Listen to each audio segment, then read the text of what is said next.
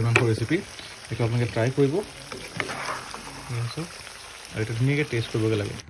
চানৈক্য V আপোনালোকৰ নতুন video' সকলোকে স্বাগতম জনাইছোঁ আশা কৰিছোঁ সকলো ভালে আছে এই 7 দিন চাগে আপোনালোকে দেখিছে মই ভিডিঅ' আপলোড কৰা নাই কাৰণটো হ'ল যে মোৰ ইউটিউব চেনেলটোত কমিউনিটি গাইডলাইন ষ্ট্ৰাইক এটা লাইক হ'ল আৰু কমিউনিটি গাইডলাইনৰ প্ৰথম যোনটো ষ্ট্ৰাইক আছে সেইটো যদি লাগে তেতিয়াহ'লে 7 দিনলৈ ভিডিঅ' আপলোড কৰিব নোৱাৰোঁ মনটো বহুত বেছি মানে বেয়া লাগি আছে সঁচাকৈ এইকেইদিন 7 দিন মানে কেনেকৈ যায় লাগিছে মানে নিজৰ যেন শৰীৰৰ কিবা অংগতা যেন নাইকিয়া হৈ গৈছে 7 দিন আপোনালোকে ভাবি চাওক মানে যিহেতু মই মানে এদিনে এদিন ভিডিঅ' আপলোড কৰি থাকোঁ আৰু সেই মানুহজনে যদি কণ্টিনিউৱাছলি 7 দিন যদি ভিডিঅ' আপলোড কৰিব নোৱাৰে কেনেকুৱা লাগিব মানে বহুত অশান্তিত আছোঁ এইকেইদিন এইকেইদিন ফেচবুকটো আছিলে কাৰণে বাচি আছোঁ ফেচবুকৰ যোনটো পেজ আছে চাণক্য ভূঞা বুলি আছে তাত মই ভিডিঅ'খিনি আপলোড কৰি আছিলোঁ তাতো আপোনালোকে চাব পাৰিব প্ৰায় ফলোৱাৰ 5,000 মান হৈছেগৈ আৰু ভিউজ কিন্তু ৰাইজে ভাল পাইছে চাই 1 লাখ ভিউজ আহি আছে চ' আপোনালোকে চাব পাৰিব পেজটো চাণক্য ভূঞা বুলি আপোনালোকে চাৰ্চ কৰি দিব আৰু আশা কৰিছোঁ আপোনালোকে আজি যোনটো ভিডিঅ' আছে সেইটো চাই ভাল পাব বুলি আৰু চেনেলটো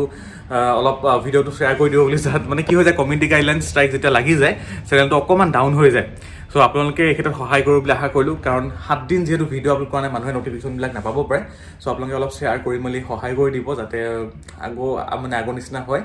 আৰু ভিডিঅ'টো আৰম্ভ কৰাৰ আগতে আপোনালোকলৈ নেচাৰ চিয়ৰ ভাল প্ৰডাক্ট এটা লৈ আহিছোঁ প্ৰডাক্টটো মানে কি হয় আমি যেতিয়া এক্সাৰচাইজ কৰোঁ বা ৱৰ্কআউট কৰোঁ তেতিয়া আমাৰ যোনবিলাক মাচুল আছে মাচুল ফাইবাৰবিলাক ব্ৰেক হয় আৰু সেই মাচুল ফাইবাৰবিলাক ৰিপেয়াৰ কৰাটো আমাৰ কাৰণে বহুত বেছি প্ৰয়োজনীয় আৰু আপোনালোকে এই মাচুল যদি ৰিপেয়াৰ কৰিব বিচাৰে তেতিয়াহ'লে আপোনালোকে নেচাৰ চিয়ৰ মাচুল চাৰ্জাৰ যোনটো টেবলেট আছে সেইটো আপোনালোকে খাব পাৰিব আপোনালোকে বডি বনাবলৈ যেতিয়া ৱৰ্কআউট কৰে আৰু ৱৰ্কআউট কৰোঁতে যিহেতু মাচুল ফাইবাৰটো ব্ৰেক হয় আৰু সেই ব্ৰেক হোৱা মাচুল ফাইবাৰটো ৰিপেয়াৰ কৰিবলৈ এই যোনটো নেচাৰ চিয়ৰ মাচুল চাৰ্জাৰ টেবলেট আছে ই আপোনালোকক বহুত বেছি পৰিমাণে সহায় কৰে আৰু আপোনালোকে যিহেতু জানে যে মাচুল বনাবলৈ আমাক প্ৰটিনৰ বহুত বেছি প্ৰয়োজন হয় আমি যেতিয়া মাচুল বনাবলৈ প্ৰটিন গ্ৰহণ কৰোঁ আৰু সেই প্ৰটিনখিনি এবজৰ্ভ কৰাৰ ক্ষেত্ৰত এই যোনটো টেবলেট আছে ই সহায় কৰে প্ৰটিন ধৰা কিবা এটা বস্তু যদি আপোনালোকে খায় আৰু সেইখিনি এবজৰ্ভ কৰাৰ ক্ষেত্ৰত এই টেবলেটটো সহায় কৰে আৰু তাৰ ফলত বডিয়ে সঠিককৈ প্ৰটিন পায় আপোনালোকৰ যোনটো মাচুল আছে মাচুলটো বৃদ্ধি হোৱাত সহায় কৰে ইয়াৰ উপৰি আপোনালোকৰ যদি এক্সাৰচাইজ কৰোঁতে মাচুল পেইন হয় সেই পেইনটো ভাল হোৱাটো ই সহায় কৰে নেচাৰ চিয়ৰ মাচুল চাৰ্জাৰ টেবলেটটো 100% হাৰ্বেল প্ৰডাক্ট হয় আৰু এই প্ৰডাক্টটো GMP, ISO আৰু iOS দ্বাৰা চাৰ্টিফাইড হয় এই মাচুল চাৰ্জাৰ টেবলেটটো আপোনালোকে যেতিয়া এক্সাৰচাইজ কৰিব তাৰপিছত আপোনালোকে যোনটো ডায়েট গ্ৰহণ কৰাৰ পাছত আপোনালোকে অকণমান গৰম গাখীৰৰ লগত আপোনালোকে টেবলেট এটা খাব আৰু ডেইলি আপোনালোকে দুটাকৈ টেবলেট খাব আৰু ই আপোনালোকৰ তেতিয়া মাচুলটো ৰিকভাৰী কৰাত বহুত বেছি সহায় কৰিব ইয়াৰ উপৰি আপোনালোকৰ যদি কিবা ডাউট আছে নেচাৰ চিয়ৰ ডক্টৰ যি কনচাল্ট আছে তাৰ লগত আপোনালোকে ডিছকাছ কৰিব পাৰিব তলত ডেছক্ৰিপশ্যন লিংক দিয়াত আপোনালোকে ক্লিক কৰি দিব আৰু ক্লিক কৰিলে আপোনালোকে এখন ফৰ্ম ছাবমিট কৰিব পাৰিব চ' তাৰ পৰা আপোনালোকে নেচাৰ চিয়ৰ ডক্টৰ কনচাল্টৰ লগতো কথা পাতিব পাৰিব আৰু যদি কিবা ডাউট থাকে আপোনালোকে সুধিব পাৰিব চ' প্ৰডাক্টটো যোনটো বাই কৰাৰ লিংক আছে ডেছক্ৰিপশ্যন দিয়া আছে তাৰ পৰা গৈ পেলাই আপোনালোকে বাই কৰিব পাৰিব আৰু এতিয়া আপোনালোক যোনটো ভিডিঅ' আছে সেইটো কণ্টিনিউ কৰোঁ এইখিনি হৈছে মাংসখিনি ইয়াতে টোটেল 1 কেজি গাহৰি মাংস আছে আৰু পিচিটা অলপ ডাঙৰকৈ লৈছোঁ মানে আমি অকণমান বইল টাইপত কৰি ল'ম বস্তুটো আৰু এই ৰেচিপিটো খাবলৈ মই বহুত বেছি ভাল পাওঁ লগৰজনৰ ঘৰত ৰেচিপিটো শিকিছিলোঁ পিঁয়াজ লাগিব আদা নহৰু আমাক দৰকাৰ হ'ব এয়া আদা নহৰু আছে আদা নহৰুটো ইয়াত সৰহকৈ লাগে আৰু এয়া হৈছে এইটো জলকীয়াটো পিচি লৈছোঁ অকণমান ৰেড চিলিও দৰকাৰ হ'ব যদি আপোনালোকে ৰেড চিলি দিব বিচাৰে তেতিয়া সেইটো পিচি লোৱা জলকীয়া নিদিলেও হ'ব আৰু এইখন ভণ্টিয়ে ফ্ৰাই কৰিবলৈ থৈ দিছে আৰু এইফালে কেৰাহীখন পাইছোঁ কেৰাহীখনতে আপোনালোকে ডাইৰেক্ট পানীটো দি দিব ইয়াতে ঠাণ্ডা পানী দিব আৰু এতিয়া আমি ইয়াতে মাংসখিনি দিব লাগিব ভণ্টিয়ে দি দিব চ' আজি হৈছে মেডাম অফি স্পেচিয়েল গাহৰি মাংস ৰেচিপিটো ইচ্ছা কৰিলে আপোনালোকে প্ৰেছাৰ কুকাৰতো বনাব পাৰে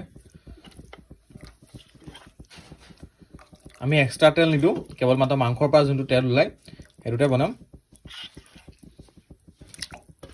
আৰু ভণ্টিলে থোৱাখিনিও ইয়াতে দি দিম বইল হ'বলৈ তাই মানেতো কিবা ফ্ৰাই বনাব মানে কি বনায় কিবা এটা বনাব বোলে চ' এতিয়া কি কৰিব লাগিব এই পানীখিনি যে দিলোঁ এই পানীখিনি মানে মাংস বইল কৰি এই পানীখিনি শুকুৱাই দিব লাগিব অকণমান ইয়াতে নিমখ দিম বেছিকৈ নহয় জাষ্ট অকণমান দিছোঁ এতিয়া এই পানীখিনিতে মানে বইল কৰি পানীখিনি ধুনীয়াকৈ শুকুৱাই দিমগৈ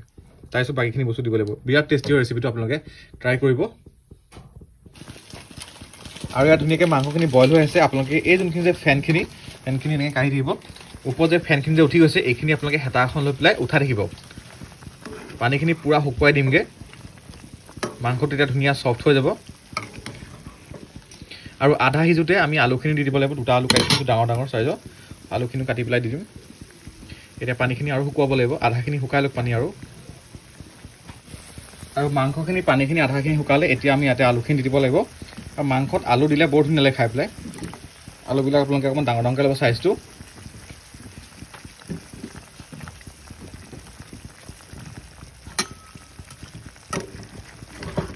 এয়া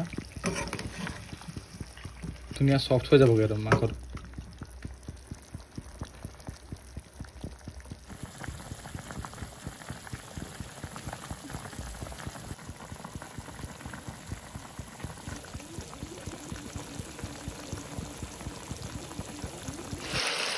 আৰু ফাইনেলি পানীখিনি শুকাই গ'ল আৰু অকণমান মাত্ৰ বাকী আছে।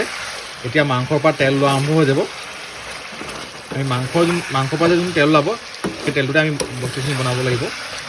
আদা নহৰুখিনি ভাজিব লাগিব। তো এতিয়া আপোনালোকে গেছৰ ফ্লেমটো বা জুইটো অলপ কমাই ল'ব, লাহে লাহে বনাব লাগিব, নহ'লে লাগি ধৰাৰ চান্স থাকে। লাহে লাহে পানীখিনি শুকুৱাম, অকণমান মাত্ৰ আছেগৈ, আলুখিনিও প্ৰায় সিজিছে। এই আলুখিনি নমাই দিম, কাৰণ আলুখিনি ধুনীয়াকৈ সিজি গ'ল যে, নহ'লে বেছিকৈ যদি আমি মাংসখিনি আদা নহৰু ভাজি থাকোঁ তেতিয়া মানে আলুখিনি ভাগি যাব মানে। ত' সেইকাৰণে আলুখিনি অকণমান দেৰি কাৰণে নমাই দিম, আদা নহৰু দিয়াৰ অলপ পিছত মানে আলুখিনি আকৌ দি দিম। এই মাংস ৰেচিপিটো বনাবলৈ বহুত বেছি ইজি হয়, কাৰণ আপোনালোকে এক্সট্ৰাকৈ বইল কৰিব নালাগে, আৰামছে আপোনালোকে একেবাৰতে বইলো হৈ গ'ল আৰু একেবাৰতে খাব পৰা হৈ গ'ল, মানে ৰেচিপিও কমপ্লিট হৈ গ'ল। এইখিনি যে দেখিছে এইখিনি মাংসখিনি তেলখিনি হয়, মানে পানী নহয় আৰু মাংসৰ তেলখিনি হয় মাংস পাউলা। এতিয়া পিঁয়াজটো আমি দিব লাগিব, ফোনটো দিব লগাই দিছোঁ, ধুনীয়া মিক্স কৰি দিছোঁ, এবাৰ লগাই দিওঁ। আৰু আমি নিমখখিনি কমাই থোৱা আছিলে যে, নিমখটো দিব লাগিব। এতিয়া অকণমান ইয়াতে দৰকাৰ হ'ব ৰেড চিলিটো দিম। এনেকুৱা যোনটো দিছোঁ ৰঙা ৰঙা অকণমান ধৰিছেগৈ, অকণমান ৰেড চিলি দিছোঁ, কালাৰটো আহিব। আৰু অকণমান জ্বলাৰ কাৰণে ৰেড চিলিটো জাষ্ট অকণমান কালাৰ কাৰণে দিছোঁ, আৰু অকণমান জ্বলাৰ কাৰণে এই যোনটো পিচি থোৱা আছে যে এইখিনি দিব লাগিব। আৰু এইফালে মাক লগাই দিছোঁ।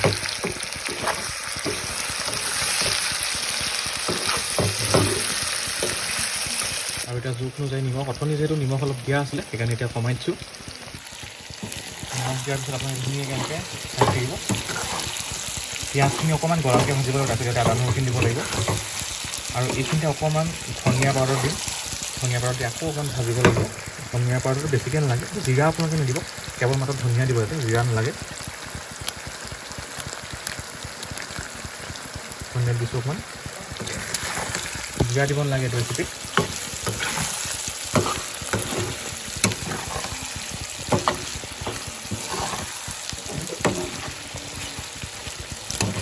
আৰু এতিয়া আপোনালোকে সঘনাই লৰাই থাকিব, নহ'লে কি হ'ব মাংসখিনি লাগি ধৰিব। তো যিমান পাৰে সিমান আপোনালোকে লৰাই থাকিব, গেছৰ খালি ফ্লেমটো কমাই ল'ব। পিঁয়াজ দিয়াৰ পিছত মাংসখিনি ধুনীয়াকৈ ভাজি আছোঁ আৰু কি ধুনীয়া কালাৰ আহিছে চব। এতিয়া আমি ইয়াতে আদা নহৰু দিব লাগিব, আৰু এই ৰেচিপিটোত আদা নহৰুৰ পৰিমাণটো অলপ সৰহকৈ যায়, প্ৰায় 3 চামুচৰ সমান আদা নহৰু দিছোঁ। আদা নহৰুটোৱে মানে এইটো আদা নহৰুৰ ফ্লেভাৰটো ইয়াত ষ্ট্ৰংকৈ থাকে। এতিয়া ধুনীয়াকৈ ভাজি ল'ব আদা নহৰু লগত, আদা নহৰু ধুনীয়াকৈ গলি যাব, পিঁয়াজখিনি ধুনীয়াকৈ গলি যাব।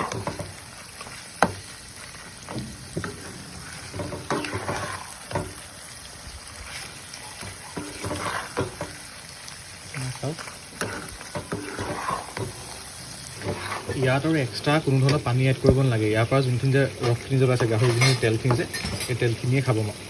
তেলখিনি মানে ভাতৰ লগত সানি খাই বহুত ধুনীয়া লাগে। এতিয়া প্ৰায় 10 মিনিট সময় ভাজিম, আৰু লগতে আমি যে আলুখিনি থৈ দিছিলোঁ, আলুখিনি আমি এতিয়া ইয়াতে দি দিব লাগিব, নহ'লে আলুটো যদি দেৰিকৈ দিওঁ পিছত আলুত ফ্লেভাৰখিনি নোসোমাব যে। তো আলুখিনি সেইকাৰণে এতিয়াই দি দিম। আলুখিনি দি দিলোঁ, ধুনীয়াকৈ অলপ মিক্স কৰি দিম। এতিয়া আলুটো আদা নহৰুৰ ফ্লেভাৰটো সোমাই যাব।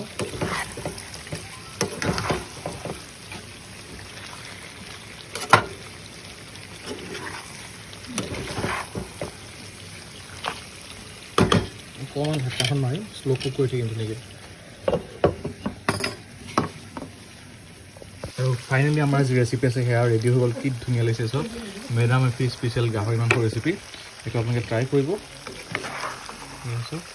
আৰু এইটো ধুনীয়াকৈ টেষ্ট কৰিবগৈ লাগে। আৰু নেক্সট এইফালে বনালোঁ লাই শাকৰ জ্বলা ভাজি। আজি মানে আৰু মেডাম এফি বুলি গাহৰি। এইফালে মায়ে দাইল বনাই আছে, দাইলতকৈও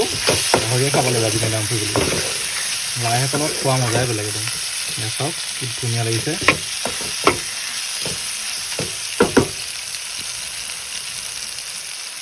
তো এইফালে আজি এতিয়া মেডাম ফি বুলি ভণ্টিকে টেষ্ট কৰিবলৈ লগাইছোঁ আচলতে ভণ্টিৰ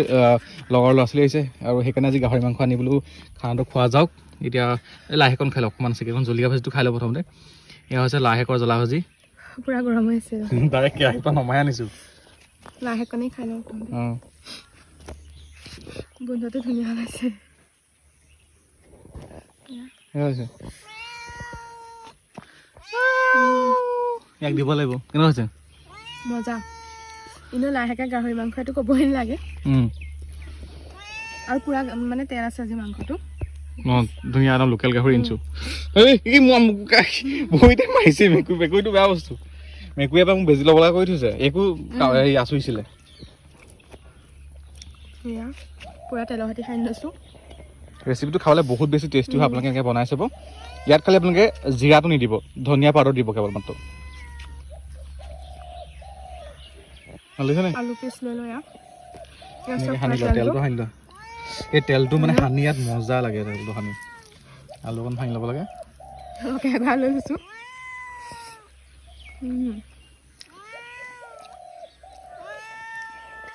আদা নহৰুটো যে পাছত দিছিলে একদম ধুনীয়াকৈ সোৱাদটো আহি গৈছে আদা নহৰু মাংস পিচ খাই যোৱা ধুনীয়াকৈ এই সৰু পিচ খাই লোৱা কেইবাটা হ'ব পিচ ধুনীয়া ধুনীয়া আছে নে চফ হৈছে নে ধুনীয়াকৈ হৈছে পুৰা তেল আছে যে একদম মুখত দিলতে ভাল লাগি গৈছে কোমলে পৰা সঁচাকৈ মজা লাগিছে নে ভিডিঅ' কাৰণে সঁচাকৈ মজা লাগিছে এইটো মানুহে মোক সোধে বোলে সঁচাকৈ মজা লাগিছে সঁচাকৈ মজা লাগিছে আৰু এনেই চিম্পুলকৈ বনালে ভালেই লাগে গাহৰি মাংস এনেকৈ চিম্পলেই হ'ব লাগে আৰু মই যে ফেচবুকত গাহৰি মাংস ৰেচিপি দিওঁ বেয়া কণ্ট্ৰভাৰ্চি হৈ যায় মচুৰ দাইলৰ লগত এটা ৰেচিপি দিছিলোঁ কিন্তু সেইটো একচুৱেলি বনাই মচুৰ দাইলৰ লগত গাহৰি মাংস আমি ভালে পালোঁ ন খাই